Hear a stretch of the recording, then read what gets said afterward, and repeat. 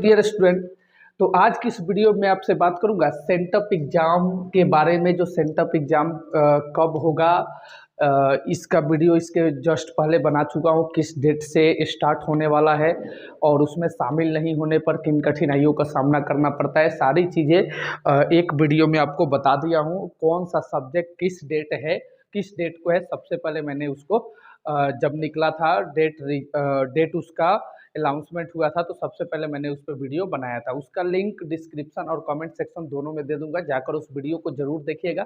फिर यहाँ पर आइएगा कि जो सेंटअप एग्जाम में क्वेश्चंस आएंगे वो कैसा क्वेश्चंस होगा और कौन कौन से क्वेश्चंस आएंगे। देखिए यहाँ पे लिखा है secondary sent up examination 2023 sent up exam 23 नवंबर से शुरू होगा। कौन सा सब्जेक्ट किस दिन है वहाँ पे मैं बता दिया हूँ उस वीडियो में।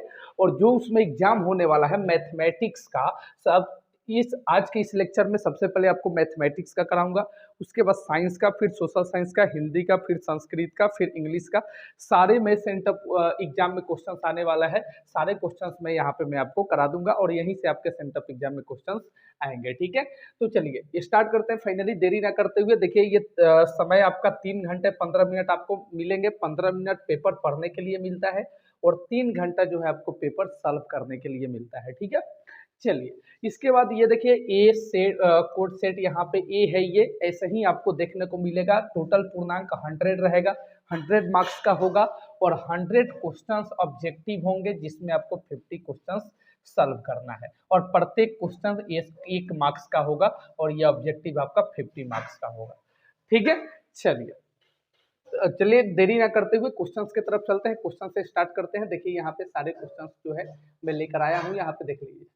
चलिए तो स्टार्ट करते हैं क्वेश्चंस को अपने। यहाँ देखो, खंड ऑफ वस्तुनिष्ठ में यहाँ पर इसको पढ़िएगा। प्रश्न संख्या 1 से 100 तक के प्रश्न के साथ 4 विकल्प दिए गए हैं जिसमें से एक सही होगा। 4 विकल्प दिया जाएगा, इसमें एक सही होगा। किन्हीं 50 प्रश्नों का उत्तर अपने द्वारा चुने गए सही विकल्प को ओएमआर शीट पर चिन्हित करें। 50 गुने 1 अभी जस्ट इसके पहले बताया था। 4 विकल्प होंगे, 100 क्वेश्चन आएंगे जिसमें आपको 50 क्वेश्चन सॉल्व करना है। प्रत्येक क्वेश्चन से 1 मार्क्स का होगा और ये टोटल 50 मार्क्स का ऑब्जेक्टिव होगा। ठीक है, तो चलिए फाइनली हमारा देखिए यहाँ पे क्वेश्चन, फर्स्ट नंबर क्वेश्चन है कि यदि बिंदु x1 y1 x2 y2 और x3 y3 संरेख है तो निम्नलिखित में कौन सा कथन सत्य होगा। ठीक है, संरेख, इसके आप पढ़े होंगे, यहाँ पे चैप्टर नंबर 7 है, यहाँ पर नियामक ज्यामिति है। ठीक है, वहां पर देखिए ये संरेख कब होता है, संरेख कब होता है, संरेख कब होता है, यहाँ पर देखिए थोड़ा सा कंसेप्ट समझिएगा। संरेख होगा जब इस फॉर्म में लिखा होगा x1 इक्वल टू, ये देखिए y माइनस, ये लिख कर आपको एक बार फॉर्मूला बता देता हूँ बढ़िया तरीके से, किस तरीके से आपको फॉर्मूला लिखना है वहां पे और कौन सा कथन सत्य होगा। 4 विकल्प दिया रहेगा वहां पे। देखिए संरेख कब होता है, किस फॉर्म में हो तो संरेख होगा, किस रूप में हो तो x1 into y minus y plus x2 into y minus y, ठीक है, plus x3 into y minus y. अब यहाँ पर आपको लिख देना है 23 31 12, 23 31 12। ये देखिए अगर इस फॉर्म में हो, इस रूप में हो तो ही संरेख होगा, वो बिंदु तो ही संरेख होगा, इस फॉर्म में हो तो ठीक है। तो देख लीजिए यहाँ पे देखिए, तो ये कहाँ पे दिया गया है, तो x1 इंटू, ये देखिए y माइनस वाई, ये 23, ये x2 और ये देखिए बीच में माइनस और माइनस, यानी अंदर अंदर माइनस होना चाहिए, बाहर बाहर प्लस होना चाहिए और 23 31 12, ये देखिए ऑप्शन ए में मिल रहा है, यानी ऑप्शन जो ए है ये बिल्कुल सही हो जाएगा इसका। ठीक है, तो यही पूछ रहा है कि कौन सा कथन सत्य होगा, संरेख हो तो निम्नलिखित में कौन कथन सत्य होगा। तो याद रखिएगा इस रूप में अगर हो, इस रूप में हो, जो ये दिया हो इस रूप में हो तभी जाकर वह संरेख होगा। ठीक है, तो चलिए इसके बाद नेक्स्ट क्वेश्चन की तरफ चलते हैं। नेक्स्ट क्वेश्चन देखिए 2 नंबर है कि यदि 4 tan थीटा बराबर 4 तो थीटा का मान क्या होगा। 4 tan थीटा बराबर 4 तो थीटा का मान क्या होगा। तो देखिए यहाँ पे 4 tan थीटा बराबर, यहाँ पे 4 दिया है, 4 tan थीटा बराबर 4 दिया है तो tan थीटा बराबर क्या हो जाएगा, 4, ये कट जाएगा, ये 4 से 4 तो क्या बचेगा, 1 बचेगा। अब बताइए tan कितने का मान 1 होता है, tan कितना का मान 1 होता है, तो 10 बोलिएगा, 10:45 का मान 1 होता है, 10:45 का मान 1 होता है। तो बताइए कि थीटा के जगह पर मैंने क्या रखा, 45। तो देखिए 45 ऑप्शन में सी में दिया गया है, यानी ऑप्शन जो सी होगा वो बिल्कुल सही हो जाएगा। ठीक है, चलिए इसी तरीके से नेक्स्ट क्वेश्चन की तरफ चलते हैं। नेक्स्ट क्वेश्चन ये रहे आपके स्क्रीन पे, थर्ड नंबर क्वेश्चन को देखिएगा कि यदि कोसेक थीटा बराबर 17/8 तो टेन थीटा बराबर क्या होगा। कोसेक थीटा बराबर 17/8 तो टेन थीटा बराबर क्या होगा। तो देखिए कोसेक थीटा बराबर यहाँ पे दिया गया है, यहाँ पे मैं इसको रफ कर देता हूँ थोड़ी सी। कोसेक थीटा बराबर 17/8 दिया गया है। कोसेक थीटा बराबर 17/8। अब बताइए कोसेक थीटा बराबर क्या होता है। कोसेक थीटा बराबर h बट्टा साइन का उल्टा होता है तो साइन थीटा होता है p/h, तो कोसेक होगा h बट्टा p, यानी ये एक दूसरे का उल्टा होता है। अब h का वैल्यू 17 है, p का वैल्यू यहाँ पे 8 है, तो हम h यहाँ पे p निकाल सकते, सॉरी h दिया है p दिया है तो हम b निकाल सकते हैं। तो b निकालने का फॉर्मूला क्या होता है, h स्क्वायर में से p स्क्वायर को माइनस कर देते हैं, यानी 17 के स्क्वायर में से 8 के स्क्वायर को माइनस कर देंगे। तो ये 17 का स्क्वायर करिएगा तो 289 होगा, और 8 का करिएगा तो ये होगा हमारा 64। इसको जब हम माइनस करेंगे तो ये हो जाएगा 225, और 225 का वर्गमूल होता है 15, यानी b का वैल्यू कितना आ गया, 15 आ गया। तो हमसे पूछ रहा है कि टेन थीटा का वैल्यू क्या होगा। ये देखिए हमसे क्या पूछ रहा है यहाँ पे कि टेन थीटा का वैल्यू क्या होगा। तो टेन थीटा बराबर क्या होता है, टेन थीटा बराबर क्या होता है, p/b होता है। तो p का वैल्यू कितना दिया गया है, p का वैल्यू यहाँ पे अभी जस्ट मैंने यहाँ पे लिखा, p का वैल्यू कितना दिया गया है, ये देखिए p का वैल्यू 8 दिया गया है और b का वैल्यू 15 निकाला हूं। तो टेन थीटा बराबर क्या होता है, p/b होता है। तो p का वैल्यू 8 और b का वैल्यू 15, यानी 8/15 इसका सही आंसर हो जाएगा, जो कि ऑप्शन में देखते हैं कहाँ पे दिया गया है। तो ऑप्शन में देखिए 8/15 ऑप्शन बी में दिया गया है, यानी ऑप्शन जो बी होगा वो बिल्कुल राइट हो जाएगा, 8/15 टेन थीटा का वैल्यू होगा। ठीक है, चलिए इसी तरीके से हम नेक्स्ट क्वेश्चन की तरफ चलते हैं। नेक्स्ट क्वेश्चन आपको समझाने की कोशिश करते हैं। चलिए नेक्स्ट क्वेश्चन, 4 नंबर क्वेश्चन ये रहे आपके स्क्रीन पे कि एक घड़ी की मिनट वाली सुई द्वारा 60 मिनट में बनाया गया कोण होता है। 60 मिनट में कितना कोण बनाएगा, कितना डिग्री का, यही पूछ रहा है। तो देखिए यहाँ पर देखिएगा थोड़ा सा कि 4 नंबर क्वेश्चन कि एक मिनट में कोई घड़ी की सुई 1 मिनट में 6 डिग्री का कोण बनाती है। 1 मिनट में 6 डिग्री का कोण बनाती है, तो 60 मिनट में कितने डिग्री की कोण बनाएगी, तो 60 गुने 6 यानी 6 के 36 यानी 360 डिग्री की कोण बनाएगी। ठीक है, तो देखिए ये याद रखिएगा, 1 मिनट में 6 डिग्री का कोण बनाती है, तो 60 मिनट में पूछ रहा है कितने डिग्री का बनाएगी, तो 60 गुने 6 यानी 360 डिग्री, जो कि ऑप्शन डी में दिया गया है। तो ऑप्शन डी जो है वो बिल्कुल सही हो जाएगा। ठीक है, चलिए इसके बाद नेक्स्ट क्वेश्चन की तरफ चलते हैं। 4 नंबर हुआ, 5 नंबर क्वेश्चन ये रहे आपके स्क्रीन पे।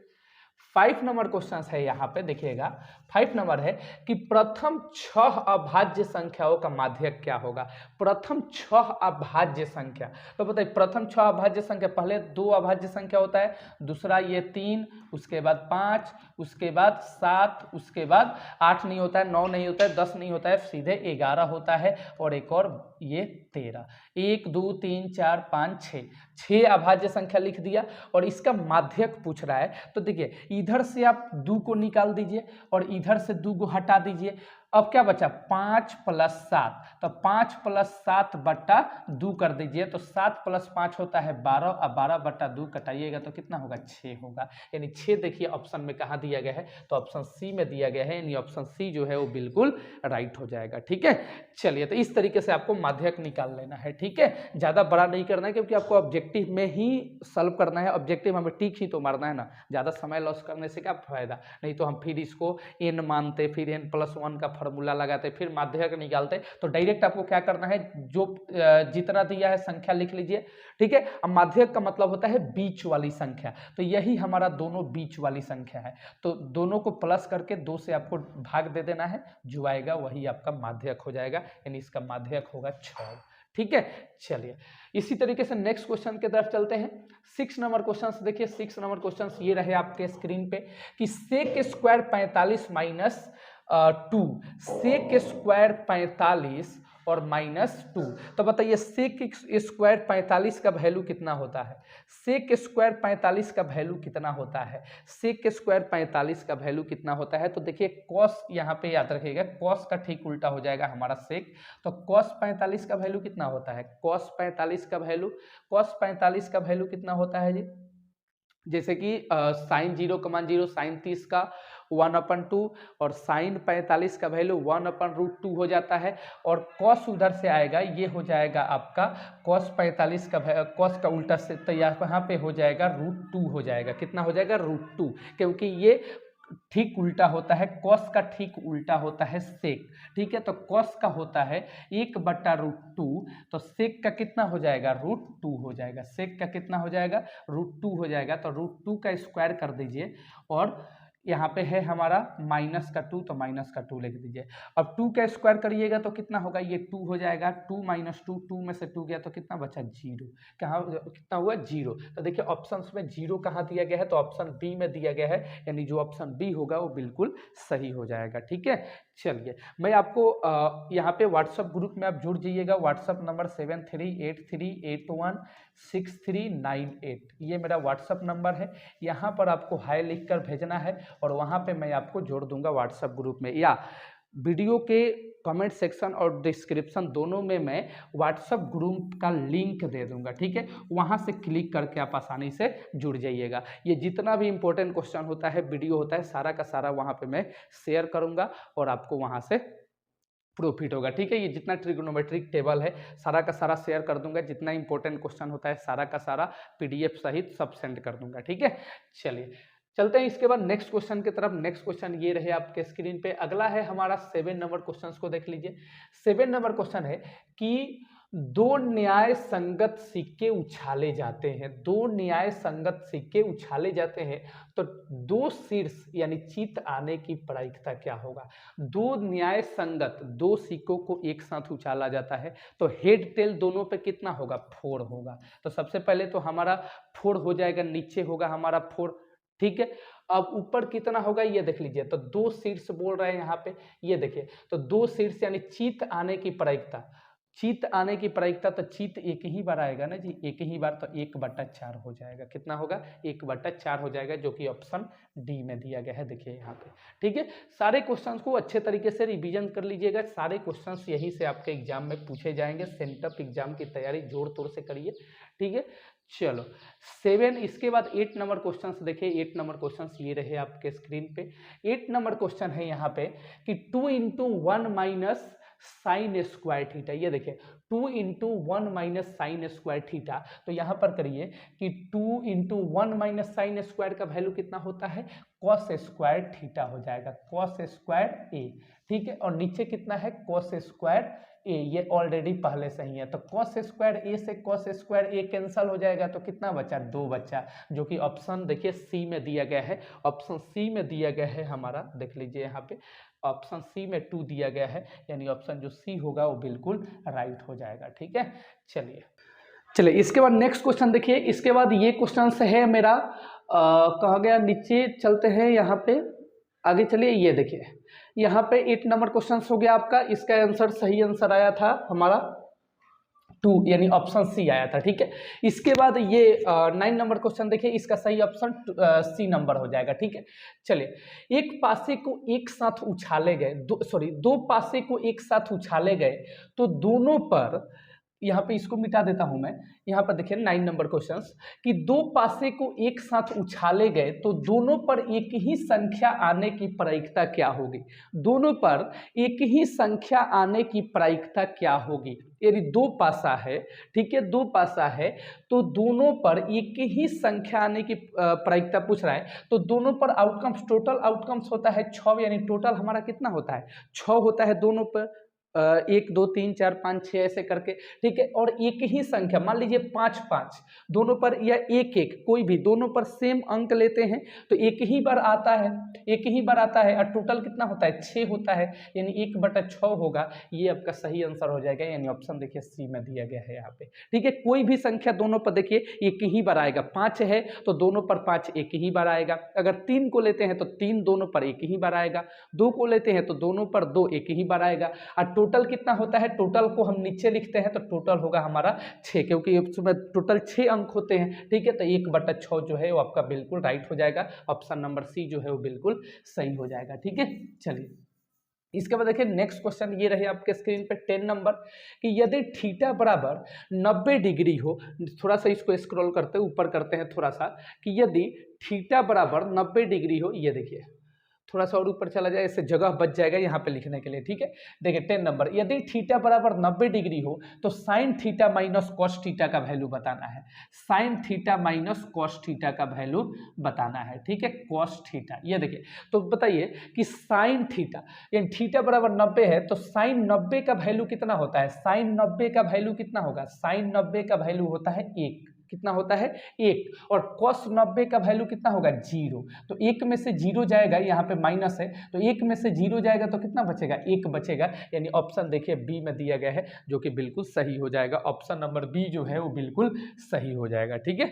चलिए इसी तरीके से नेक्स्ट क्वेश्चन की तरफ चलते हैं। देखिए 11 नंबर क्वेश्चन ये रहे आपके स्क्रीन पे, थोड़ा सा इसको ऊपर करते हैं ताकि जगह मिल जाए अपने को लिखने के लिए, ठीक है। चलिए ये देखिए 11 नंबर क्वेश्चन है कि यदि एक घनाभ की लंबाई, चौड़ाई और ऊंचाई क्रमशः 10, 8 और 6 सेंटीमीटर हो तो इसका विकर्ण क्या होगा। यानी घनाभ का विकर्ण क्या होता है जी, तो देखिए घनाभ का जो विकर्ण होता है, घनाभ का विकर्ण बराबर फॉर्मूला होता है यहाँ पे कि square root L square plus B square plus H square, ठीक है। एल स्क्वायर यानी ये देखिए पहले लंबाई क्रमशः दिया गया है, लंबाई 10, 8, 6, तो 10, 8, 6 और स्क्वायर है, सबका स्क्वायर कर दीजिए यहाँ पे और इसको स्क्वायर रूट लगा दीजिए, ठीक है। अब देखिए तो 10 का स्क्वायर कितना होगा 100, कितना होगा जी, यहाँ पे कर देते हैं 100 और प्लस 64 और प्लस 6 के 36। अब सभी को जोड़ दीजिए यहाँ पे, ये कितना हो जाएगा जी,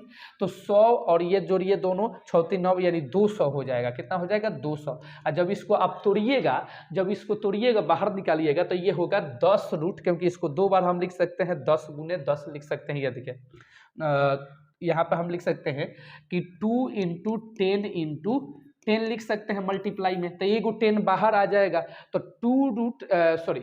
10√2 हो जाएगा, कितना हो जाएगा 10√2 हो जाएगा। 10√2 देखिए ऑप्शन में दिया गया है ए में, यानी ऑप्शन ए जो है वो बिल्कुल सही हो जाएगा। नीचे आपको दिखाई देता होगा, ये लिखा हूँ देखिए, इसको सबसे पहले मैंने इसको किया, ठीक है। नीचे आई होप आपको दिखाई दे रहा है कि नहीं, देख लेता हूँ एक बार, नीचे दिखाई दे रहा है कि नहीं, नीचे जो लिखा हूँ हाँ पूरा का पूरा क्लियर दिखाई दे रहा है, हालांकि कोई दिक्कत नहीं है, ठीक है। नीचे भी दिखाई दे रहा है आपको, ठीक है। तो देखिए सब इसका स्क्वायर किया तो 100 आ गया, 8 का स्क्वायर किया तो 64 आ गया, 6 का स्क्वायर किया तो यहाँ पे 36 आ गया।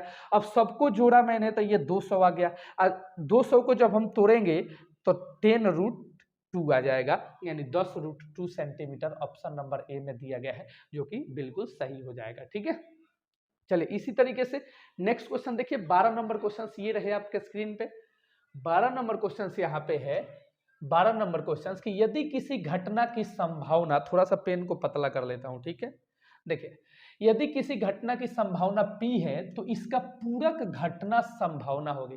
पूरक घटना की संभावना क्या होगी, तो देखिए होता है हमारा कि PE plus P dash is equal to 1 होता है, ठीक है। तो यहाँ पे एक है हमारा P, तो दूसरा हमारा ये पूरक समझ लीजिए, तो पूरक घटना ये समझ लीजिए पूरक, और ये 1 है। तो बताइए पूरक बराबर जब इसको हम भेजेंगे इस इधर तो ये माइनस में हो जाएगा ये वाला। अब अगर इसको 1 को इधर हम बुलाते हैं, ये 1 को इधर बुलाते हैं, ये देखिए तो 1 माइनस P हो जाएगा। अगर इसको हम इधर बुलाएं तो ये इधर माइनस में चला जाएगा, तो पूरक हमारा कितना हो जाएगा 1 माइनस P हो जाएगा। यानी एक को हम माइनस कर लेते हैं, एक को हम माइनस कर लेते हैं। अगर एक प्लस में हो, P दोनों को मिलाकर 1 होता है तो कोई एक पूछता है तो 1 में से उसको हम माइनस कर देते हैं, 1 माइनस P जो है ये पूरक घटना की संभावना होगी। ठीक है, ऑप्शन डी जो है वो बिल्कुल सही हो जाएगा। ठीक है, चलिए 13 नंबर क्वेश्चन है कि आंकड़े इतना इतना और इतना का परिसर क्या होगा। तो देखिए परिसर बराबर क्या होता है, परिसर बराबर होता है कि उच्चतम मान माइनस निम्नतम मान, उच्चतम मान और माइनस निम्नतम मान, निम्नतम मान यानी उच्चतम मान सबसे अधिकतम मान और निम्नतम मान यानी सबसे कम माप, और इसी दोनों को माइनस कर देते हैं तो हमारा परिसर निकल जाता है। तो उच्चतम मान के सबसे बड़ा इसमें कौन सा है, यानी उच्चतम मान सबसे कौन सा है तो 81 है। देखिए तो 81 रख दिया, और सबसे निम्नतम यानी सबसे कम माप कौन सा है, तो सबसे छोटी संख्या यहाँ पे देखिए कौन सा है तो 12 है। अब दोनों को मैंने माइनस किया तो 11 में से 2 गया तो ये 9 हो जाएगा, ये 7 हुआ, 7 में से 1 जाएगा तो ये 6 हो जाएगा।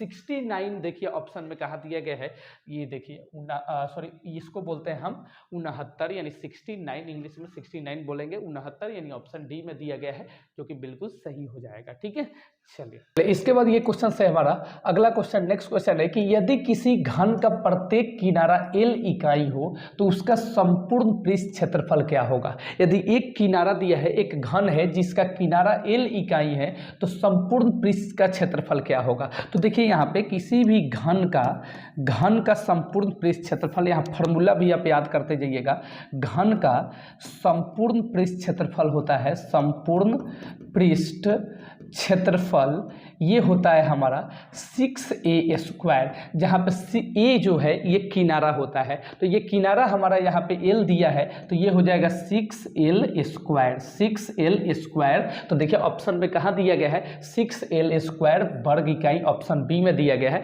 तो ऑप्शन बी जो है वो बिल्कुल सही हो जाएगा। ठीक है, देखिए अगला नेक्स्ट क्वेश्चन है हमारा कि आंकड़े 5, 4, 13, 9, 9, 9, 11, 14 का बहुलक क्या होगा। तो देखिए जो बहुलक होता है, बहुलक क्या होता है तो जो सबसे अधिक बार आया हो, जो सबसे अधिक बार आया हो उसी को हम उस आंकड़े का बहुलक कहते हैं, जो सबसे अधिक बार आया हो। तो देखिए 5 कितना बार आया है तो 1 बार आया है, 4 कितना बार आया है 1 बार, 13 कितना बार आया है 1 बार, 9 देखिए कितना बार आया है 1, 2, 3, 9 कितना बार आया है 3 बार आया है।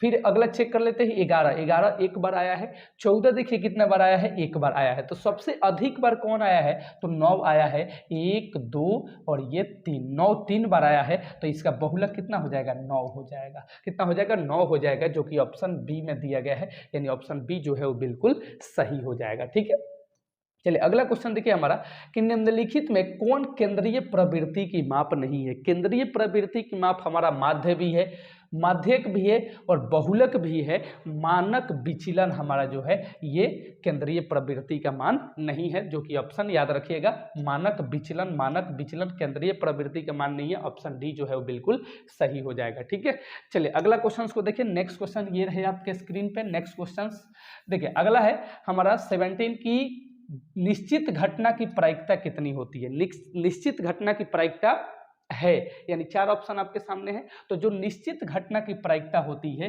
वो 1 होती है। ठीक है, निश्चित घटना की प्रायिकता जो होती है वो 1 होती है। अगर यहीं पे क्वेश्चन रहता कि अनिश्चित घटना की प्रायिकता कितनी होती है, तो अनिश्चित घटना की जो प्रायिकता होती है वो 0 होती है। कितनी होती है 0। तो निश्चित पूछ रहा है तो ऑप्शन ए सी जो है वो बिल्कुल राइट हो जाएगा, 1 याद रखिएगा। ठीक है, चलिए दोनों क्वेश्चंस को याद रखिएगा, दोनों में से कोई एक पूछ देगा आपसे। चलिए अगला हमारा 18 नंबर क्वेश्चन ये रहे आपके स्क्रीन पे। 18 नंबर क्वेश्चन है यहाँ पे कि यदि एक शंकु की त्रिज्या 14 सेंटीमीटर और इसकी तिर्यक ऊंचाई 15 है तो शंकु का संपूर्ण पृष्ठ क्षेत्रफल क्या होगा। देखिए यहाँ पे आर का वैल्यू दिया है कितना 14 सेंटीमीटर त्रिज्या, और तिर्यक ऊंचाई को एल बोलते हैं, तो एल का जो वैल्यू दिया है ये 15 सेंटीमीटर दिया है। तो पूछ रहा है कि शंकु का संपूर्ण पृष्ठ क्षेत्रफल क्या होगा। तो शंकु का संपूर्ण पृष्ठ क्षेत्रफल होता है pi R into L plus R. ठीक है, बस यहाँ पे आर की जगह आर का वैल्यू रख देना है, एल की जगह एल का वैल्यू रख देना है, आपका निकल के आएगा शंकु का संपूर्ण पृष्ठ क्षेत्रफल। आइए हम थोड़ा सा यहाँ पे समझा देते हैं आपको। ठीक है, चलिए यहाँ पर मैं इसके पहले जस्ट सॉल्व भी किया था, देखिए यहाँ पे मैं इसको रफ एक बार कर देता हूँ, रफ करके आपको दोबारा से समझा देता हूँ। ठीक है, चलिए देखिए यहाँ देखिए यहाँ पे हमें गिवन है, दिया है, यहाँ पे क्या क्या दिया है जी, तो आर का वैल्यू दिया है 14 सेंटीमीटर और यहाँ पे तिर्यक ऊंचाई एल का वैल्यू दिया है 15 सेंटीमीटर। अब पूछ रहा है शंकु का संपूर्ण पृष्ठ क्षेत्रफल, शंकु का संपूर्ण पृष्ठ क्षेत्रफल ऐसे लिख कर आपको बता रहा हूं ताकि फॉर्मूला भी आपको याद हो जाएगा। शंकु का संपूर्ण पृष्ठ क्षेत्रफल ये आपका होता है pi R into L plus R, ठीक है। पाई का वैल्यू होता है 22/7 और आर का वैल्यू रखिए यहाँ पे 14 और इंटू एल का वैल्यू 15 है और आर का वैल्यू 14 है। 7 दूना 14, 2 से कट जाएगा, 22 दूना 44 होता है, इंटू 15 और 14 कितना हो जाएगा तो 29 हो जाएगा। यहाँ पे हम गुना कर लिख देते हैं, गुना का चिन्ह दे देते हैं, गुना 29। अब दोनों को जब गुना कीजिएगा तो ये हो जाएगा आपका 1276, 4 9 36, ये हो जाएगा आपका 1276 हो जाएगा वर्ग सेंटीमीटर यानी सेंटीमीटर स्क्वायर, यानी 1276 जो है ऑप्शन में देखिए कहाँ पे दिया गया है, तो ऑप्शंस में दिया गया है 1276, देखिए ए में दिया गया है, यानी ए नंबर जो है वो बिल्कुल सही आंसर हो जाएगा। ठीक है, चलिए अगला नेक्स्ट क्वेश्चन को देख लीजिए। नेक्स्ट क्वेश्चन ये रहे आपके स्क्रीन पे। अगला 19 नंबर क्वेश्चन है कि दो वृत्तों का परिधियों का अनुपात 3:4 है, तो उनकी क्षेत्रफलों का अनुपात क्या होगा। देखिए जब भी परिधि का अनुपात दिया हो, यानी परिधि का अनुपात दिया है 3:4 और पूछ रहा है कि क्षेत्रफलों का अनुपात कितना होगा, कुछ नहीं करना है, दोनों का आपको स्क्वायर कर देना है। ठीक है, चलिए 3 का स्क्वायर कितना हो जाएगा 9 और 4 का स्क्वायर कितना हो जाएगा 16, यानी 9:16। देखिए ऑप्शन में कहाँ दिया गया है, तो ऑप्शन डी में दिया गया है। नहीं, ऑप्शन डी जो है वो बिल्कुल सही हो जाएगा, 9:16। ठीक है, चलिए इसके बाद हमारा अगला नेक्स्ट क्वेश्चन यहाँ पर दिया गया है कि दी गई आकृति ABCD एक समांतर चतुर्भुज है, तो ACB का माप क्या होगा जाएगा। ACB यानी इसका वैल्यू पूछ रहा है। तो देखिए ये एक समांतर चतुर्भुज है, ये क्या है समांतर चतुर्भुज है, तो समांतर चतुर्भुज में ये एकांतर कोण दोनों आपस में बराबर होते हैं, तो इसका एकांतर ये हो जाएगा, तो एकांतर ये 70 डिग्री है, तो ये भी 70 डिग्री हो जाएगा। ठीक है, अब देखिए 1 2 और ये तीसरा बताना है, तो बताइए किसी भी त्रिभुज के, और यहाँ पे एक त्रिभुज बन रहा है, देखिए यहाँ पे एक त्रिभुज बन रहा है और दो भुजा का मान दिया है, तीसरे का बताना है, तो तीनों का सम कितना होता है 180 डिग्री। तो लिखिए 70 + 55 अब प्लस C हमें बताना है, तो C लिख लीजिए बराबर 180। अब दोनों को जोड़िएगा तो ये हो जाएगा 125 अब प्लस C बराबर 180, तो C बराबर 180 माइनस 125, तो C बराबर जब दोनों को माइनस कीजिएगा तो ये हो जाएगा 10 में से 5 गया 5 और यहाँ पे 7 में से 2 गया तो 5 यानी 55 डिग्री। अब देखिए 55 डिग्री ऑप्शन बी में दिया गया है, यानी जो C का वैल्यू होगा ये 55 हो जाएगा। ऑप्शन बी जो है वो बिल्कुल सही हो जाएगा, ऑप्शन बी में 55 डिग्री दिया गया है। इसी तरीके से आपको फाइंड करना है। ठीक है, चलिए इसी तरीके से नेक्स्ट क्वेश्चन की तरफ चलते हैं, ऐसे ही क्वेश्चंस को लगातार जारी रखेंगे। नेक्स्ट क्वेश्चन है हमारा यहाँ पे 21 नंबर कि 144 के अभाज्य गुणनखंड में 2 का घातांक क्या है। 144 के अभाज्य गुणनखंड में 2 का घातांक क्या है, तो आपको क्या करना है 144 का सबसे पहले अभाज्य गुणनखंड निकालना है। यहाँ पे 144 का अभाज्य गुणनखंड निकालना है और देखना है उसमें कि 2 कितना बार आया है। ठीक है, तो हम कर लेते हैं यहाँ पे 144 का अभाज्य गुणनखंड, 2 से करिएगा 72 हो जाएगा, 2 से करिएगा 36 हो जाएगा, 2 से करिएगा 18 हो जाएगा, 2 से करिएगा 9 हो जाएगा, 2 फिर यहाँ पे 3 से करिएगा 3 3 9 हो जाएगा। अब बताइए कि यहाँ पे 2 का घातांक कितना है, यानी 2 कितना बड़ा है 1 2 3 4, यानी 2 के पावर इसे 4 लिख सकते हैं क्या, तो इसको हम बोलते हैं घातांक, इसको बोलते हैं हम आधार। तो बताइए आधार का घातांक कितना है 4 है, तो ऑप्शंस में देखिए कि 4 कहाँ दिया गया है, तो ऑप्शंस में देखिए यहाँ पे 4 कहाँ दिया गया है, ये देखिए तो 4 ये ऑप्शन सी में दिया गया है, तो ऑप्शन सी जो है वो बिल्कुल राइट हो जाएगा, 4 जो है वो बिल्कुल सही हो जाएगा। ठीक है, चलिए इसी तरीके से नेक्स्ट क्वेश्चन देख लीजिए। नेक्स्ट क्वेश्चन ये रहे आपके स्क्रीन पे। अगला 22 नंबर क्वेश्चन को देखिए कि निम्नलिखित में कौन सा अपरिमेय संख्या है, कौन सा अपरिमेय संख्या है। ऐसा क्वेश्चन बहुत सा करा चुका हूं। अपरिमेय बताइए कौन सा है, तो ये भी परिमेय है क्योंकि इसका जिसका स्क्वायर रूट निकल जाए, जिसका वर्गमूल हो जाए वो परिमेय संख्या है, और जिसका वर्गमूल नहीं हो तो अपरिमेय संख्या है। तो 100 का वर्गमूल हो जाएगा 10, परिमेय संख्या है, 4 का हो जाएगा 2 परिमेय संख्या है, ये इसका 4 हो जाएगा, इसका 5 हो जाएगा, दोनों 9 हो जाएगा, ये भी परिमेय संख्या है। और 17 का हम वर्गमूल नहीं निकाल सकते, तो 17 जो है यही हमारा अपरिमेय संख्या हो जाएगा। तो ऑप्शन ए जो है वो बिल्कुल सही हो जाएगा। ठीक है, चलिए इसी तरीके से नेक्स्ट क्वेश्चन की तरफ चलते हैं। नेक्स्ट क्वेश्चन आपको समझाने की कोशिश करते हैं। नेक्स्ट क्वेश्चन ये रहे आपके स्क्रीन पे, अगला 23 नंबर।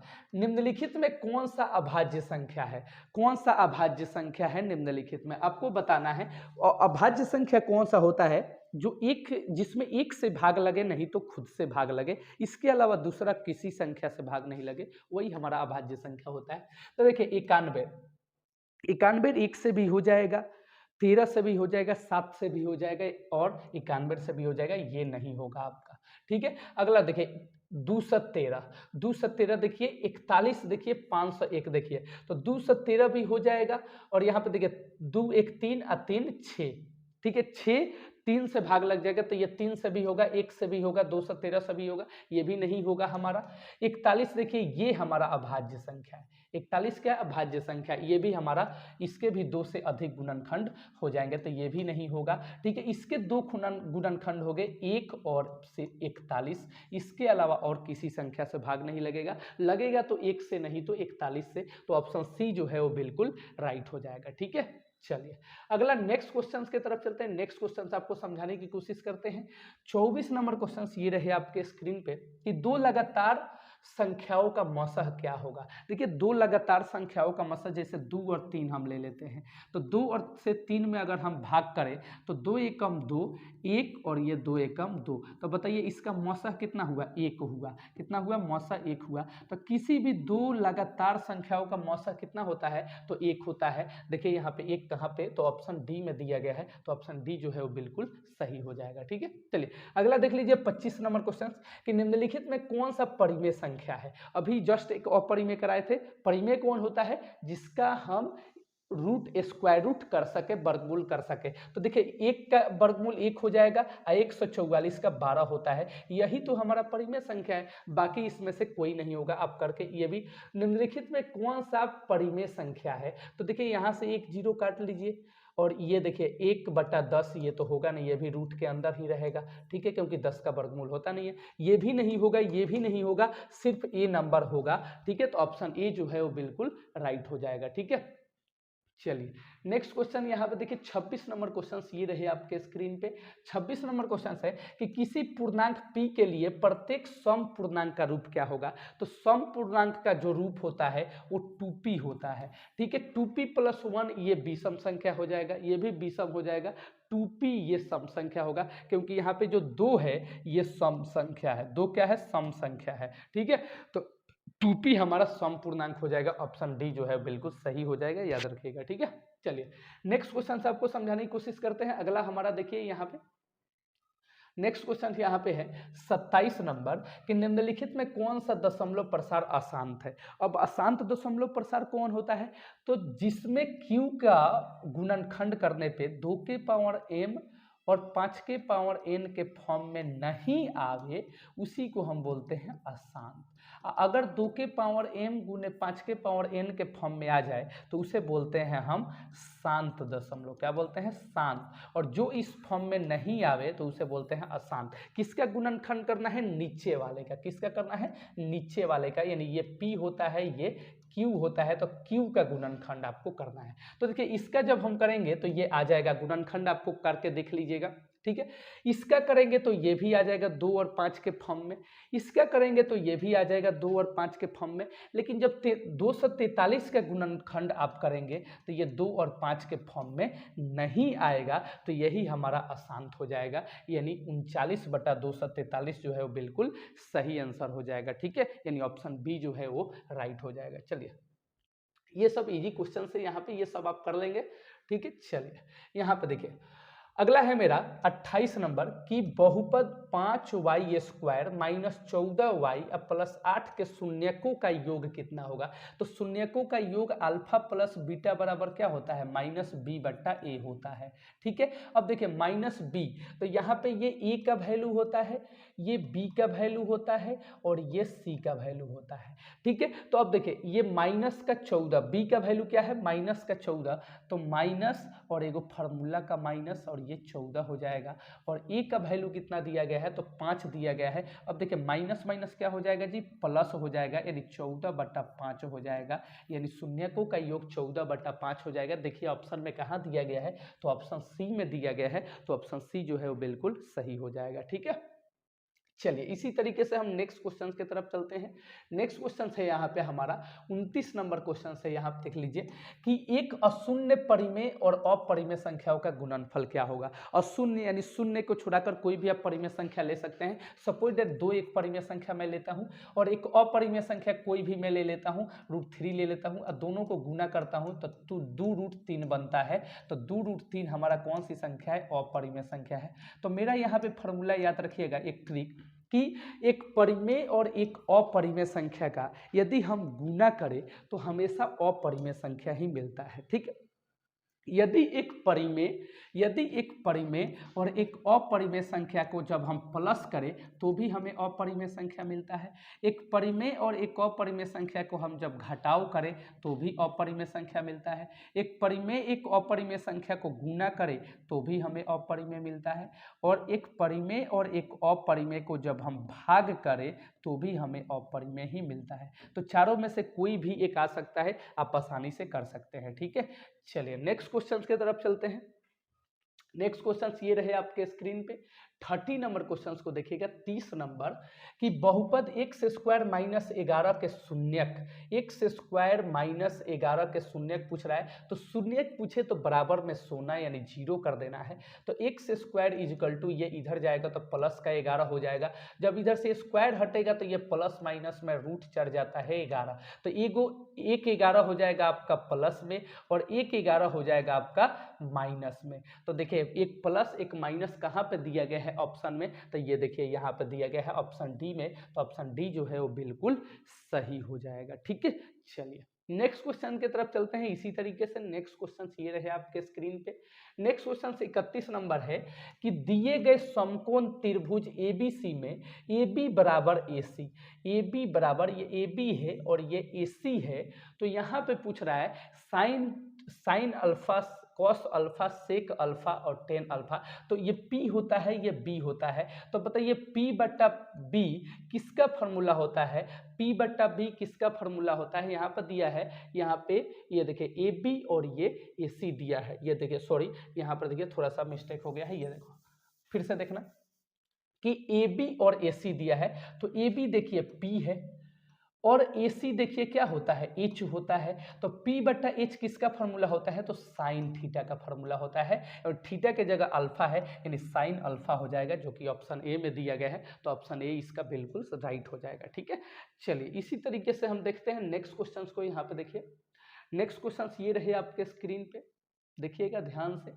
देखो यहाँ पे 32 है कि यदि कोसेक थीटा बराबर B/A है तो सेक थीटा का वैल्यू क्या होगा। ऐसा क्वेश्चन से एक और आपको बताया था। तो देखिए यहाँ पे कोसेक का वैल्यू यहाँ पे दिया है B/A दिया है, B/A दिया है। तो बताइए कोसेक का फॉर्मूला क्या होता है, साइन का उल्टा साइन होता है P/H। इधर हम आपको थोड़ा सा लेकर चलते हैं और यहाँ पे बढ़िया तरीके से आपको समझाते हैं। यहाँ पे देखिए इसी क्वेश्चन को, तो कोसेक थीटा बराबर दिया है, यहाँ पे कोसेक थीटा बराबर दिया है B/A दिया हुआ है। ठीक है, तो देखिए यहाँ पे कोसेक थीटा ये साइन का उल्टा होता है, तो साइन होता है P/H, तो ये होगा हमारा H/P हो जाएगा। क्या होगा, H/P हो जाएगा। H का वैल्यू यहाँ पे B है और P का वैल्यू यहाँ पे A है। हमें क्या यहाँ पे निकालना है जी, तो B निकालना है। तो B निकालने के लिए क्या करते हैं, H स्क्वायर में से P स्क्वायर को माइनस कर देते हैं। तो H स्क्वायर यानी B का स्क्वायर, अब P स्क्वायर यानी A का स्क्वायर। ठीक है, तो अब देखिए यहाँ पे B निकल गया। अब हमसे पूछ क्या रहा है, यहाँ पर देखिए यहाँ पर हमसे पूछ रहा है सेक थीटा का वैल्यू पूछ रहा है, सेक थीटा का वैल्यू पूछ रहा है। तो सेक थीटा किसका होता है, कॉस का उल्टा होता है सेक। तो कॉस होता है हमारा B/H, तो ये हो जाएगा जाएगा एच बट्टा बी, एच बट्टा बी हो जाएगा। तो एच का वैल्यू यहाँ पे देखिए कितना दिया गया है, तो एच का वैल्यू हमारा बी, यहाँ पे देखिए एच का वैल्यू ये देखो यहाँ पे बी, यहाँ पे बी दिया गया है और यहाँ पे देखिए यहाँ पे एच बट्टा बी, एच बट्टा बी, तो एच का वैल्यू यहाँ पे देखो बी दिया गया है और यहाँ पर देखिए बी का वैल्यू हमारा दिया गया है root under B square minus A square, यानी ऑप्शंस में देखिए कहाँ है बी अपन root B minus A square, देख लीजिए यहाँ पे बी अपन, ये देखिए बी अपन root B square minus A square दिया गया है, यानी ऑप्शंस जो ए है वो बिल्कुल सही हो जाएगा। ठीक है, चलिए इसी तरीके से नेक्स्ट क्वेश्चन की तरफ चलते हैं। नेक्स्ट क्वेश्चन देखते हैं क्या है। नेक्स्ट क्वेश्चन से आपको समझाने की कोशिश करते हैं, इससे ये ऊपर नहीं जाएगा क्योंकि ये लास्ट पेज है। ये देखिए 33 नंबर है कि 10 1 degree into 10 2 degree into 10 3 degree dash dash 10 89 degree का वैल्यू कितना होगा, तो ये 1 के बराबर होता है। कितने के बराबर, याद रखिएगा ऐसा क्वेश्चन आपके है 10 1 डिग्री 10 2 डिग्री 10 3 डिग्री और ये इंटू है, ये मल्टीप्लाई है सब यहाँ पे, और 10 10 और ये 89 है, ये 1 के बराबर होता है। कितने के बराबर, 1 के बराबर होता है। तो याद रखिएगा 1 यानी ऑप्शन बी में देखिए दिया गया है। तो इस क्वेश्चन को आपको याद रखना है, ये सब्जेक्टिव में आपका नहीं है, ऑब्जेक्टिव में, सब्जेक्टिव में रहता तो आपको सॉल्व करके जरूर बताते, तो आपको ये याद रखना है 1 के बराबर होता है। ठीक है, चलिए इसी तरीके से नेक्स्ट क्वेश्चन को देखिए। हमारा नेक्स्ट क्वेश्चन 34 नंबर है कि cos 90 माइनस थीटा बराबर क्या होता है, तो cos 90 minus theta sine theta होता है, यानी ऑप्शन बी में देखिए दिया गया है। ठीक है, चलिए तो ये फार्मूला है, आपको याद रखना है। ठीक है, सभी फार्मूला याद कर लीजिएगा। ठीक है, sine 90 minus theta cos theta, cos 90 minus theta sine theta, tan 90 minus theta cot theta और cot 90 minus theta tan theta. उसी तरीके से आपको कॉसेक का याद कर लेना है, cos 90 minus theta cosec theta और कॉसेक 90 माइनस थीटा, इसी तरीके से सेक थीटा। इस तरीके से आपको सारा का सारा याद कर लेना है। ठीक है, चलो अगला दिया है यहाँ पे 35 नंबर कि यदि a बराबर 35 डिग्री हो तो sine A multiply cosec A का मान क्या होगा। a बराबर यहाँ पे दिया है 35 डिग्री, तो इसका वैल्यू बताना है साइन ए मल्टीप्लाई कॉसेक का वैल्यू बताना है। ठीक है, आसानी से बता सकते हैं, ये क्वेश्चंस मैं पहले भी करा चुका हूँ। ठीक है, साइन ए बराबर यहाँ पे 35 है, तो साइन 35 और ये कॉसेक 35 क्या करना है आपको, इसका उल्टा कर देना है। देखिए इस क्वेश्चन को मैं कर देता हूँ, ये देखिए यहाँ पे कर देता हूँ मैं इसी क्वेश्चन को, यहाँ पे जगह है, देखो साइन ए दिया है तो इसको हम क्या लिख सकते हैं, 1 बटा कॉसेक लिख सकते हैं, 1 बटा कॉसेक, और यहाँ थीटा की जगह क्या दिया है 35, तो थीटा की जगह 35 लिख देता हूँ, और मल्टीप्लाई कॉसेक दिया है यहाँ पे थीटा की जगह 35, तो देखिए कॉसेक 35 से कॉसेक 35 कैंसल, क्या बचा हमारा 1 बच्चा, तो ऑप्शन ए में देखिए, ऑप्शन सी में देखिए 1 दिया गया है, यानी ऑप्शन सी जो है वो बिल्कुल सही हो जाएगा। ठीक है, इसी तरीके से देखिए नेक्स्ट क्वेश्चन को देख लीजिए। नेक्स्ट क्वेश्चन ये रहे आपके स्क्रीन पे 36 नंबर क्वेश्चन है कि यदि 3 थीटा बराबर 90 डिग्री, 3 थीटा बराबर 90 डिग्री तो cos थीटा का वैल्यू बताना है। देखिएगा इधर मैं समझाता हूँ, 3 थीटा बराबर 90 डिग्री दिया है, इसको मैं रफ कर देता हूँ, 3 थीटा बराबर 90 डिग्री दिया है, तो ये लिख लीजिए 3 थीटा बराबर 90 डिग्री, तो थीटा बराबर हो जाएगा 90 बट्टा 3 हो जाएगा। जब इसको काटिएगा तो थीटा का वैल्यू कितना आ जाएगा, 30 आ जाएगा। ठीक है, अब देखिए इसके बाद हमसे क्या पूछ रहा है यहाँ पे, इसके बाद देखिए हमसे क्या पूछ रहा है, ये वाला यहाँ पे कर दीजिए, यहाँ क्लिक करिए। चलो ये देखो, तो हमसे पूछ क्या रहा है, कॉस थीटा का वैल्यू पूछ रहा है, तो थीटा का वैल्यू 30 डिग्री हमें आ गया, तो बताइए कि कॉस 30 का वैल्यू कितना होता है। कॉस 30 का वैल्यू कितना होता है, तो कॉस 30 का वैल्यू यहाँ पे हो जाएगा रूट अंडर 3 बट्टा 2 हो जाएगा, जो कि ऑप्शन ए में दिया गया है, तो ऑप्शन ए जो है वो बिल्कुल सही हो जाएगा। ठीक है, यहाँ पर आप एक बार और देख सकते हैं, ये देखिए मैं निकाला हूँ थीटा बराबर 30 डिग्री, तो यहाँ पर मैंने थीटा की जगह 30 डिग्री रख दिया। ये देखिए कॉस 30, कॉस और थीटा की जगह 30 रखा, तो कॉस 30 का वैल्यू कितना होता है, रूट 3 बट्टा 2 होता है, जो कि ऑप्शन ए में दिया गया है, ऑप्शन ए इसका सही हो जाएगा बिल्कुल। ठीक है, चलिए इसी तरीके से हम चलते हैं नेक्स्ट क्वेश्चन। ये देखिए 36 नंबर, ये देखिए इसके बाद 37 नंबर क्वेश्चन को देखिएगा, ये 37 कहाँ पे है, ये देखिए और नीचे ये देखो 37 यहाँ से स्टार्ट है, देखिएगा। चलिए ये देखिए 37 ये यहाँ पे है, ये है 37 कि यदि एक वृत्त का क्षेत्रफल 154 सेंटीमीटर स्क्वायर है तो वृत्त की परिधि क्या होगी। देखिए क्षेत्रफल हमारा दिया गया है, क्षेत्रफल दिया गया है, इधर मैं कर देता हूँ, इसको थोड़ा सा छोटा कर लेता हूँ, रुकिए इसको थोड़ा सा मैं छोटा कर लूँ ताकि लिखने का जगह जो है वो मिल जाएगा। ठीक है, थोड़ा सा ऊपर कर देता हूँ और ये देखिए थोड़ा सा और जूम कर देता हूँ ये, ताकि लिखने का जो जगह है वो मिल सके हम लोगों को। चलिए 37 नंबर क्वेश्चन देख लीजिए यहाँ पे 37, ये देखो 37 है कि एक वृत्त का क्षेत्रफल, वृत्त का क्षेत्रफल दिया गया है, यदि वृत्त का क्षेत्रफल होता है पाई आर स्क्वायर, ये दिया है हमारा 154 सेंटीमीटर स्क्वायर। तो देखिए यहाँ से सबसे पहले आप आर का वैल्यू निकालिए, जब आर का वैल्यू निकल जाएगा तो हमसे पूछ क्या रहा है, परिधि पूछ रहा है, तो हम आसानी से उसके बाद परिधि का फॉर्मूला पाई 2 पाई आर लगा के हम आसानी से बता सकते हैं। ठीक है,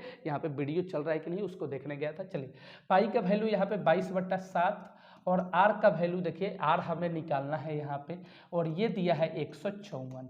ठीक है, ये काट लीजिए 22 के टेबल से, ये कितना बार में कटेगा देख लीजिए, 22 सत्ते 7 दूना 14, 7 दूना 14, ये 7 बार में कट जाएगा। ठीक है, अब देखिए तो r बराबर क्या हो जाएगा, 7 सत्ते 49 हो जाएगा, कितना हो जाएगा 49 हो जाएगा। तो जब इधर से हम स्क्वायर को हटाते हैं तो इधर जाकर रूट चढ़ जाएगा, यानी r का वैल्यू कितना हो जाएगा 7 हो जाएगा, r का वैल्यू कितना हो गया 7। अब हमसे पूछ रहा है परिधि, परिधि पूछ रहा है तो परिधि होता है 2 पाई r, तो 2 मल्टीप्लाई पाई का वैल्यू 22/7 और r का वैल्यू 7 दिया है, 7 से 7 कैंसिल, 22 दूना कितना होता है 44, कितना होता है 44। तो देखिए ऑप्शन में 44 कहाँ दिया गया है, तो ऑप्शन सी में दिया गया है 44 सेंटीमीटर, जो कि बिल्कुल राइट हो जाएगा। ठीक है, चलिए इसी तरीके से क्वेश्चन को जारी रखते हैं और नेक्स्ट क्वेश्चन को देखिए यहाँ पे 38 नंबर क्वेश्चन है, sec theta plus tan theta into 1 minus sine theta बराबर क्या होगा। Sec theta plus tan theta और 1 माइनस साइन थीटा यहाँ पर दिया गया है, तो इसका वैल्यू आपको बताना है। देखिए सेक थीटा को जब चेंज करिएगा तो ये कितना हो जाएगा 1/, यहाँ पे मैं इसको रफ करके बता देता हूँ, देखिएगा ध्यान से। देखिए सेक थीटा को चेंज करिए तो 1/cos थीटा हो जाएगा, और उसके बाद प्लस टेन थीटा को जब चेंज करिएगा तो साइन थीटा बटा कॉस थीटा हो जाएगा। ठीक है, और इंटू दिया है यहाँ पे, ये एक जगह है, और इंटू दिया है 1 माइनस साइन थीटा, क्या दिया है 1 माइनस साइन थीटा। ठीक है, अब देखिए दोनों का एलसीएम हो जाएगा कॉस थीटा, तो cos theta 1 minus sine theta ये हो जाएगा, और ये देखिए 1 माइनस साइन थीटा हो जाएगा।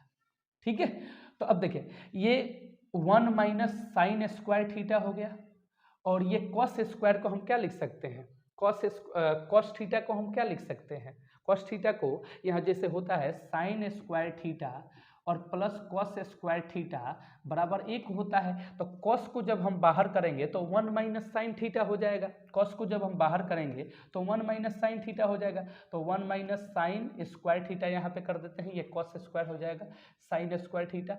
अब देखो तो यहाँ से ये कैंसल हो गया, यहाँ से ये कैंसल, इसको 2 बार हम लिख सकते हैं कॉस थीटा, यहाँ पे कॉस थीटा, यहाँ पे स्क्वायर नहीं है, तो ये देखिए यहाँ से, तो देखो एक साइन स्क्वायर से एक साइन स्क्वायर यहाँ पे कैंसल हो गया। ठीक है, तो देखिए 1 माइनस साइन स्क्वायर बराबर, ये देखिए इधर दिया है यहाँ पे लास्ट में, ये देखो ये देखिए यहाँ पे दिया है कॉस 1 माइनस साइन थीटा, ये देखिए कॉस थीटा, देखिए ऑप्शन में सी में दिया गया है जो कि बिल्कुल सही हो जाएगा। ठीक है, तो 1 माइनस साइन स्क्वायर थीटा बराबर क्या होता है कॉस थीटा होता है, जो कि ऑप्शन सी में दिया गया है, देख लीजिए। ठीक है, चलिए इसी तरीके से नेक्स्ट क्वेश्चन की तरफ चलते हैं। नेक्स्ट क्वेश्चन आपको समझाने की कोशिश करते हैं। यहाँ देखिए नेक्स्ट क्वेश्चन है मेरा 39 नंबर कि यदि एक स्तंभ की छाया की लंबाई, यदि एक स्तंभ की, यहाँ पे मैं इसको रफ कर देता हूँ सभी को। ठीक है, ये देखो 39 नंबर क्वेश्चन से, यदि एक स्तंभ की छाया की लंबाई स्तंभ की ऊंचाई से √3 गुनी है तो सूर्य का उन्नयन कोण पूछ रहा है कितना होगा। ठीक है, सूर्य का उन्नयन कोण, तो देखो यहाँ पे ध्यान से देखना, एक स्तंभ की जो छाया है, एक स्तंभ की, ये स्तंभ है और ये स्तंभ की ऐसे छाया है, ये स्तंभ की ऊंचाई से तिगुनी है, कौन छाया की लंबाई जो है स्तंभ से √3 गुनी है, तो स्तंभ की ऊंचाई को अगर हम x मानते हैं तो बताइए छाया की लंबाई कितना हो जाएगी √3x हो जाएगी, √3x हो जाएगी। चलिए अब यहाँ पे सूर्य का उन्नयन कोण पूछ रहा है, यानी ये वाला पूछ रहा है। ठीक है, तो बताइए ये हमारा P होता है और ये हमारा B होता है। ठीक है। अब बताइए P और B का रिलेशन किससे है, तो टेन से है। किससे है, टेन से है। तो टेन थीटा बराबर P बटा B होता है, यानी x बटा √3x हो जाएगा ये। अब देखिए ये x से x कैंसल हो गया, कितना बचा, टेन थीटा बराबर 1/√3 बचा। कितना बचा, 1/√3। अब बताइए टेन कितना का मान 1/√3 होता है, तो टेन यहाँ पे 30 का वैल्यू 1/√3 होता है। तो टेन 30 जो है यहाँ पे उन्नयन कोण कितना है, 30 डिग्री। टेन 30 का मान 1/√3 होता है। तो टेन उन्नयन कोण, सूर्य का उन्नयन कोण जो होगा वो 30 डिग्री होगा, जो कि ऑप्शन ए में दिया गया है। तो ऑप्शन ए जो है वो बिल्कुल सही हो जाएगा। ठीक है, चलिए दिख रहा है, नीचे तक देख लेते हैं एक बार, नीचे तक जो लिख रहे हैं वो दिख रहा है, हाँ सारे के सारे बढ़िया तरीके से दिख रहा है। चलो इसी तरीके से हम नेक्स्ट क्वेश्चन को देखते हैं। नेक्स्ट क्वेश्चन ये रहे आपके स्क्रीन पे। नेक्स्ट क्वेश्चन है यहाँ पे 40 नंबर कि 9 10 square alpha minus 9 sec square alpha is equal to क्या होगा। तो देखिए यहाँ पे क्या करना है, दोनों में 9 है तो 9 को कॉमन ले लीजिए, यहाँ पे कॉमन ले लीजिए, यहाँ पे 9 को कॉमन ले लीजिए। तो यहाँ पे माइनस है तो -9 कॉमन ले लीजिए, यहाँ पे -9। तो ये बचेगा हमारा 10 स्क्वायर अल्फा, और ये बचेगा हमारा माइनस है तो प्लस हो जाएगा, ये देखिए सेक स्क्वायर, ये देखिए। तो यहाँ पे ये minus sec square theta minus 10 square theta, यहाँ पे एक बार और लिख देते हैं। देखिए दोनों में 9 और माइनस का 9 कॉमन ले लेते हैं। जब माइनस कॉमन ले लेते हैं तो अंदर वाला साइन चेंज हो जाता है, यानी 10 स्क्वायर ये प्लस में है तो ये माइनस में 10 स्क्वायर अल्फा हो जाएगा। ठीक है, और ये देखिए माइनस में है तो ये हो जाएगा आपका प्लस में सेक स्क्वायर अल्फा। अब बताइए sec square alpha minus 10 square alpha बराबर क्या होता है, 1 होता है, इतना का वैल्यू 1 होता है, और मल्टीप्लाई माइनस का 9, और -9 में जब 1 से गुना करेंगे तो क्या आएगा, माइनस का 9। यानी देखिए ऑप्शन में कहाँ दिया गया है माइनस का 9, तो ऑप्शन बी में दिया गया है। तो ऑप्शन बी जो है वो बिल्कुल सही हो जाएगा। ठीक है, चलिए इसी तरीके से क्वेश्चंस को जारी रखते हैं, चलते हैं अपने नेक्स्ट क्वेश्चंस की तरफ। यहीं पे देख लीजिए 41 नंबर क्वेश्चंस ये रहे आपके स्क्रीन पे, मैं मिटा देता हूँ ये सब। ये देखिए 41 नंबर क्वेश्चन है, समांतर श्रेणी 25 20 15 का कौन सा पद ऋणात्मक पद है, कौन सा पद ऋणात्मक पद है। तो ये देखिए ये प्रथम पद है, ये द्वितीय, ये तृतीय। तो इसी तरीके से जो हम इसको आगे बढ़ाएंगे तो ये 15 दिया है और ये फिर 5, हम 5 का घट रहा है, यहाँ पे 5 माइनस हो रहा है, फिर 5 घटाइएगा तो कितना हो जाएगा 10, फिर 5 घटाइएगा तो 5, फिर 5 घटाइएगा इसमें से तो 0, फिर 5 घटाइएगा तो ये माइनस का 5। फिर अब ये देखिए सातवां पद कौन सा, सातवां पद माइनस में 1 2 3 4 5 6 7। देखिए सातवां पद यहाँ पे ऋणात्मक हो रहा है। ठीक है, ये प्रथम पद, द्वितीय पद, तृतीय, चतुर्थ, ये चौथा पद, पांचवा पद, छठा पद और ये सातवां पद। तो सातवां पद हमारा माइनस में आ रहा है, यानी ऋणात्मक हो रहा है। तो सातवां पद देखिए ऑप्शन में कहाँ दिया गया है, ऑप्शन बी में दिया गया है सातवां पद, यानी यही जो ऑप्शन बी है ये बिल्कुल राइट हो जाएगा। ठीक है, चलिए इसी तरीके से नेक्स्ट क्वेश्चन की तरफ चलते हैं। नेक्स्ट क्वेश्चन ये रहे आपके स्क्रीन पे। चलिए 42 नंबर है, निम्नलिखित में कौन समांतर श्रेणी में नहीं है। समांतर श्रेणी में नहीं है कैसे पता करेंगे, तो A2 में से A1 को माइनस करेंगे, A2 minus A1, A3 minus A2। यदि दोनों के बीच का यदि डिफरेंस, सबके बीच का डिफरेंस सेम हो तो वही हमारा समांतर श्रेणी हो जाता है। तो देखना है कौन समांतर श्रेणी में यहाँ पे नहीं है। तो ये देखिए इसमें से ये घटाएंगे तो ये सीधे से दिख रहा है ये समांतर श्रेणी में है, आप चेक कर लेना। A2 माइनस A1, फिर A2 माइनस A1, ये भी हमारा समांतर श्रेणी में है। ये भी हमारा इसमें से इसको घटाइएगा बराबर आएगा, इसमें से इसमें घटाइएगा बराबर आएगा। ये जो है 0.3 0.33 0.33, ये C नंबर जो है ये समांतर श्रेणी में नहीं है, क्योंकि इसमें D का वैल्यू जो है माइनस करिएगा तो बराबर नहीं आएगा। D बराबर होता है समांतर श्रेणी A2 माइनस A1। ठीक है, तो ये जब आपको D1 D2 कम से कम 2 निकालना है, ये हो जाएगा A3 माइनस A1। ठीक है, तो इस तरीके से 2 आपको निकालना है। यदि दोनों में D का वैल्यू सेम आता है तो समांतर श्रेणी में है। तो जब इसमें ऐसे करिएगा A2 minus A1, A3 minus A2, तो ये आपका बराबर आएगा, ये भी बराबर आएगा, ये भी बराबर आएगा, ये नहीं आएगा। तो ऑप्शन सी जो है वो बिल्कुल सही हो जाएगा। ठीक है, चलिए इसी तरीके से नेक्स्ट क्वेश्चन को देखिए। नेक्स्ट क्वेश्चन ये रहे आपके स्क्रीन पे।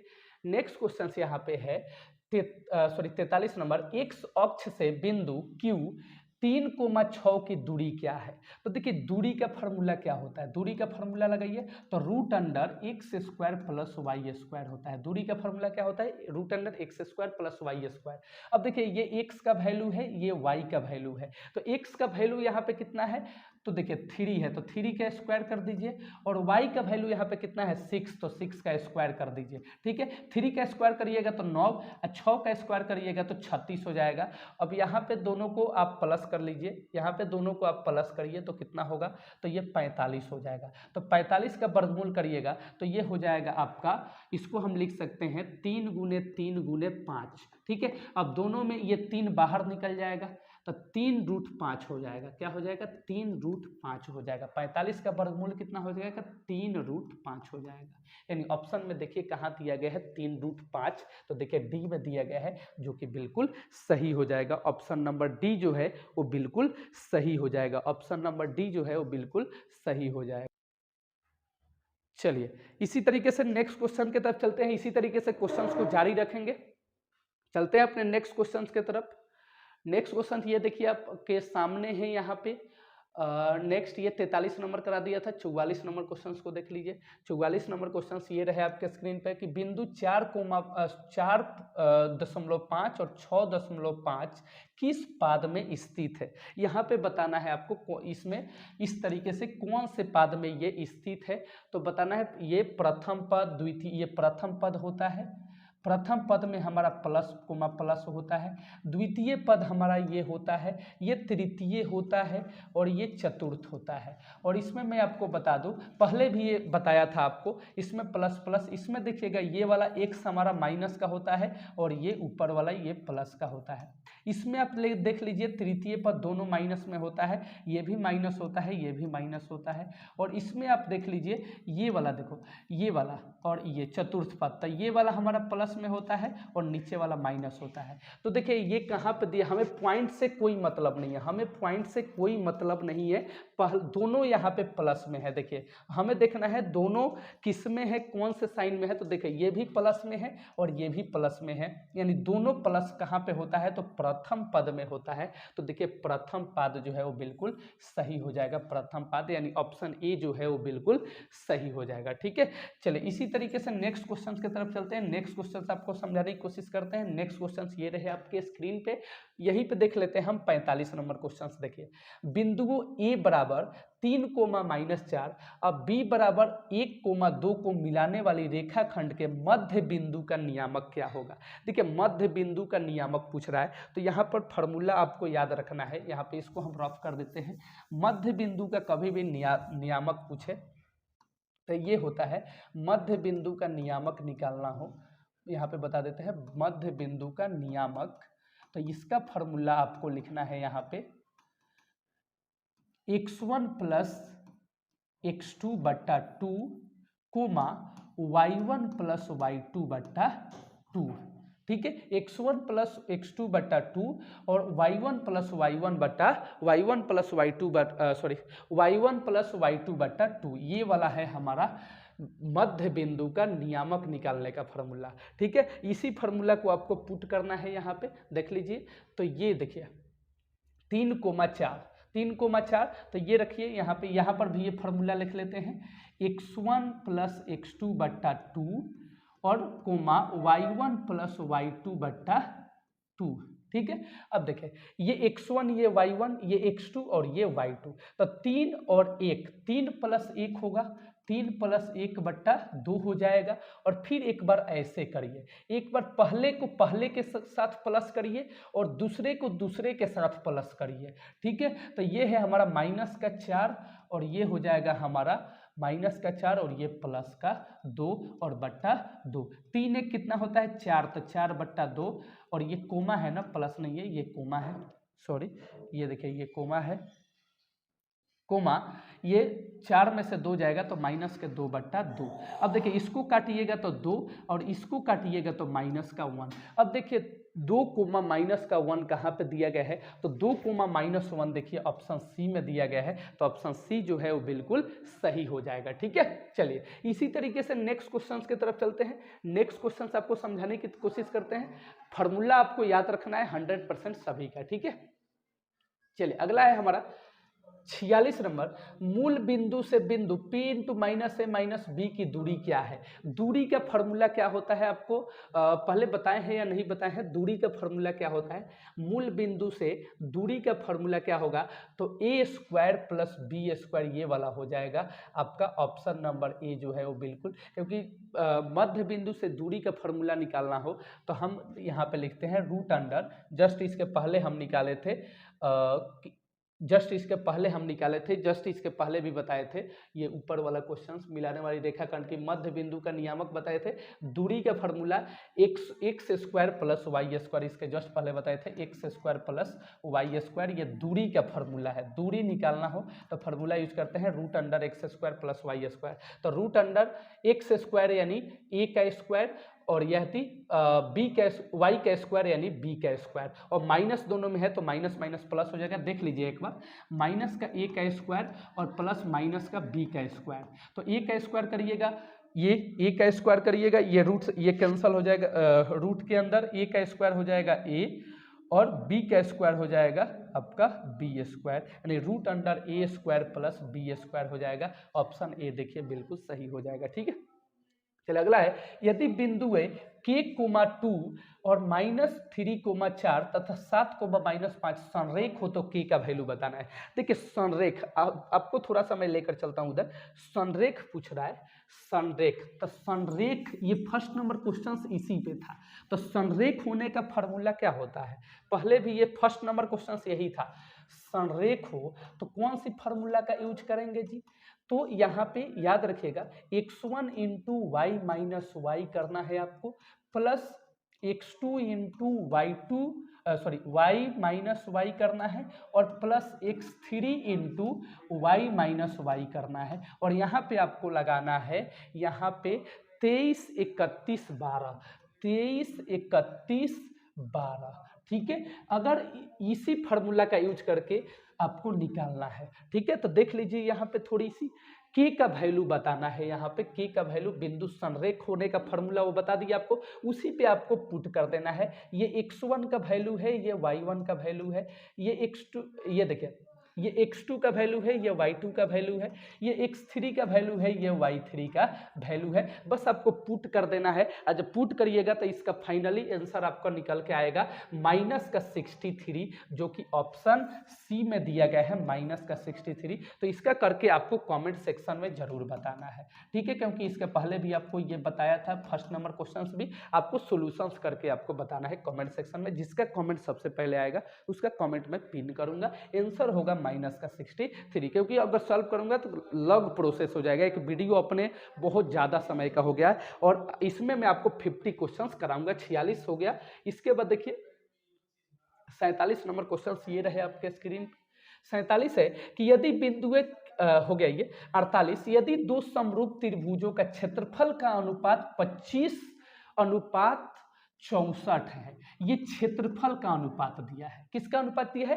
क्षेत्रफल का। तो पूछ रहा है संगत भुजाओं का अनुपात क्या होगा। तो जब क्षेत्रफल का अनुपात दिया रहे और भुजा का अनुपात पूछा है तो आपको वर्गमूल कर देना है। तो 25 का वर्गमूल कितना होता है? 5, और 64 का वर्गमूल कितना होता है? 4 होता है। तो ये 5:4 हो जाएगा। देखिए ऑप्शंस में कहाँ दिया गया है, सॉरी 64 का 8 होता है, सॉरी 8 होता है। तो 5:8 हो जाएगा, जो कि ऑप्शन सी में दिया गया है। ठीक है, तो जब आपको क्षेत्रफल दिया रहे और भुजा का अनुपात पूछे तो कुछ ज्यादा कुछ नहीं करना है, आपको इसका वर्गमूल कर देना है।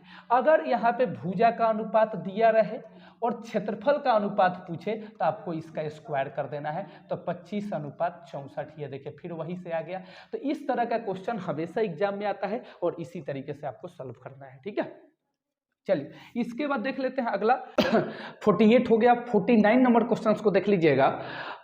यदि त्रिभुज के शीर्षों का नियामक 0,8 और 0,0 तथा 6,0 है तो त्रिभुज का परिमाप क्या होगा। यहाँ पर शीर्षों का नियामक दिया हुआ है, त्रिभुज के शीर्षों का नियामक दिया हुआ है और हमसे पूछ रहा है यहाँ पे कि त्रिभुज का परिमाप पूछ रहा है।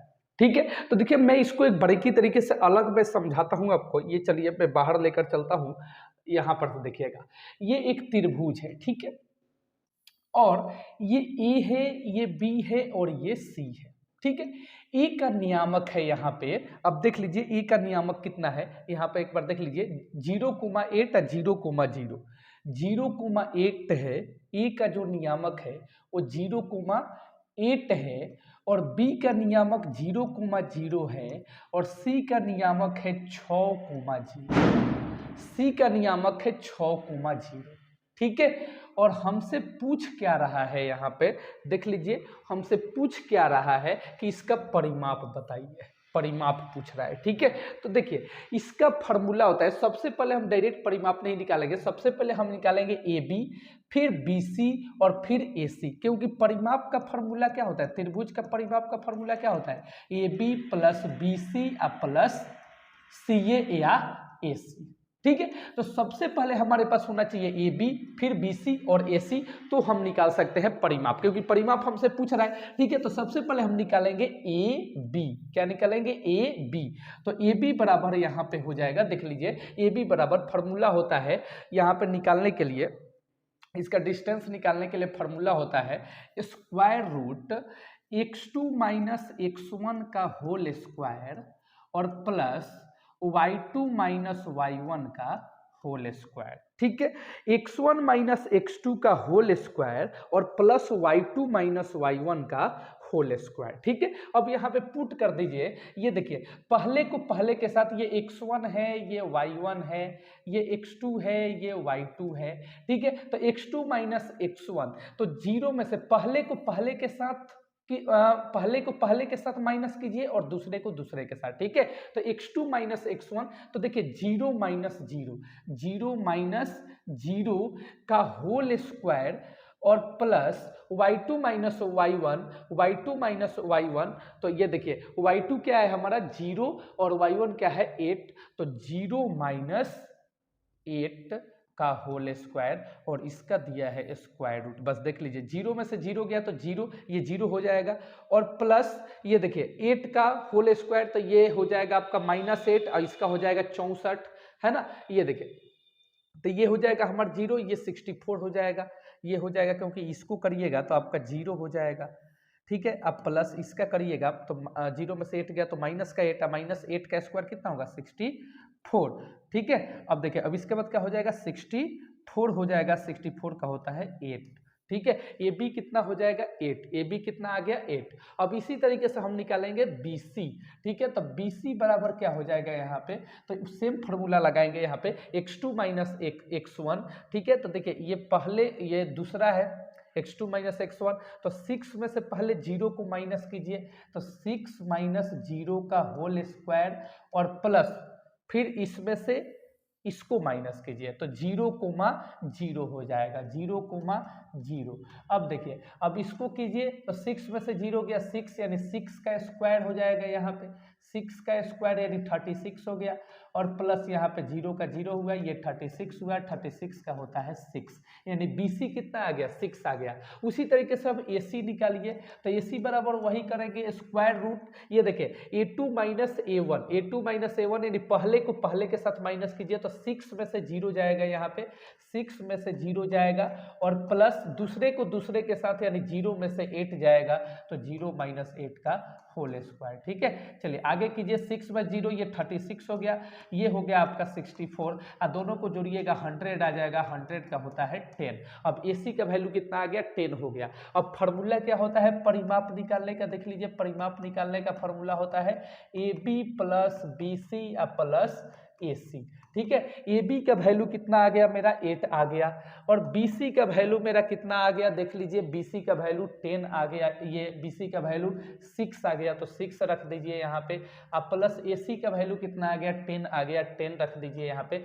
सबको ऐड कर दीजिए, 8 6 14, और 14 10 कितना हो जाएगा 24, कितना हो जाएगा 24। अब देखिए इसका परिमाप कितना होगा 24, और देखते हैं वहां पे 24 दिया है किस ऑप्शन में, 24 दिया गया है, तो देखिए यहाँ पे 24 किस ऑप्शन में, 24 इकाई, देखिए ऑप्शन सी में कितना बढ़िया तरीके से दिया गया है 24, तो इसका परिमाप कितना हो जाएगा 24। ठीक है, तो इस तरीके से आपको निकालना है ये। ठीक है, चलिए नेक्स्ट क्वेश्चन, लास्ट हमारा क्वेश्चन है ये। ठीक है, लास्ट 50 नंबर क्वेश्चन देखिए, 50 नंबर शुरू में ही बोले थे आपको 50 क्वेश्चन कराएंगे। त्रिभुज एबीसी में ए बी का स्क्वायर बराबर बी सी का स्क्वायर प्लस सी ए का स्क्वायर। ठीक है, एक त्रिभुज है, यहाँ पे देखिएगा एक त्रिभुज है, और ये ए और ये दिया है हमारा सी और ये दिया है बी। ठीक है, तो ये होता है ए बी का स्क्वायर बराबर क्या होता है, बी सी का स्क्वायर और प्लस ए सी का स्क्वायर। ठीक है, ये पाइथागोरस थ्योरम है। इसमें हमारा सी क्या होता है 90 डिग्री, सी क्या होता है 90 डिग्री, तो एंगल सी पूछ रहा है कितना होगा, तो 90 डिग्री यानी 90 डिग्री, जो कि ऑप्शन बी में दिया गया है, तो ऑप्शन बी इसका सही आंसर हो जाएगा। तो इस तरीके से मैंने आपको 50 क्वेश्चंस करा दिया। ठीक है, इसके बाद जो नेक्स्ट पार्ट आएगा उसमें मैं 51 से 100 तक क्वेश्चंस करा दूंगा, और एग्जाम में आपके 100 क्वेश्चंस आएंगे, उसमें से आपको 50 क्वेश्चंस कराना है। ये मैथ का करा दिया, उसके बाद science, social science, Sanskrit, Hindi, सारे पेपर्स में करा दूंगा आपके सेंटअप एग्जाम के लिए, और यहीं से क्वेश्चंस आपके सेंटअप एग्जाम में पूछे जाएंगे। तो चैनल पे नए हैं तो चैनल से जरूर जुड़ जाइए, चैनल पे नए हैं तो सब्सक्राइब जरूर कर लीजिएगा, और बेल नोटिफिकेशन को ऑल पे सेलेक्ट कर लीजिएगा, ताकि सभी वीडियो का नोटिफिकेशन सबसे पहले आप तक पहुंचे। और व्हाट्सएप ग्रुप का लिंक दे दूंगा आपका डिस्क्रिप्शन और कमेंट सेक्शन में दे दूँ, वहां से जाकर आप जुड़ जाइएगा, और बढ़िया तरीके से मजेदार तरीके से तैयारी आप कीजिए। ठीक है, तो चलिए फाइनली मिलते हैं नेक्स्ट वीडियो में, तब तक के लिए goodbye, love you all.